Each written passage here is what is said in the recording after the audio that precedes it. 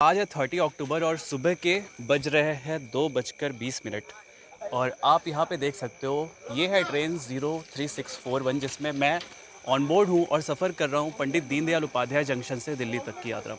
ये पहली commercial train है जो कि ऑपरेट की जा रही है डेडिकेटेड फ्रेट कॉरिडोर के थ्रू। अब बिकॉज इस ट्रेन का जो रूट है गया से चलने के बाद पंडित दीनदयाल उपाध्याय जंक्शन से पूरा गाज़ियाबाद तक वाया डीएफसी जाता है, तो इसलिए यहाँ पे आप देख सकते हो हमारी ट्रेन अभी रुकी है न्यू कानपुर रेलवे स्टेशन पे। ये ईस्टर्न डेडिकेटेड फ्रेट कॉरिडोर का रेलवे स्टेशन है और यहाँ पे हमारी ट्रेन अभी रुकी हुई है जहाँ पे इसकी वाटर रिफिलिंग हो रही है। यहाँ पे पैसेंजर्स को स्नैक्स सर्व किए जा रहे हैं और रात के 2 बजे आप देख सकते हो एम्बुलेंस से लेकर यहाँ पे मोबाइल वाटर टैंक्स लाए गए हैं, मोटर्स लाई गई हैं और यहाँ पे ट्रेन्स को रिफ़िल किया जा रहा है, वाटर रिफ़िल किया जा रहा है। तो जहाँ तक मुझे लगता है कि ये इंडियन रेलवेज़ की तरफ से एक नई पहल है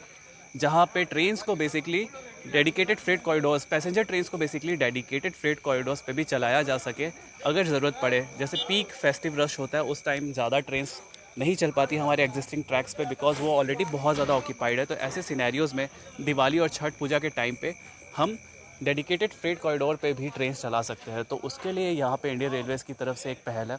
और यहाँ पे आप देख सकते हो फुल फ्लैश रात के 2 बजे आप पीछे तक देखो और आगे तक देखो, यहाँ पे पूरी प्रिपरेशन की गई है, पूरी प्लानिंग की गई है और यहाँ पे एक ऐसा आप कह सकते हो कि मॉक ड्रिल किया जा रहा है जहाँ पे डीएफसी पे पैसेंजर ट्रेन्स को ऑपरेट करने का एक प्रैक्टिस सेशन है।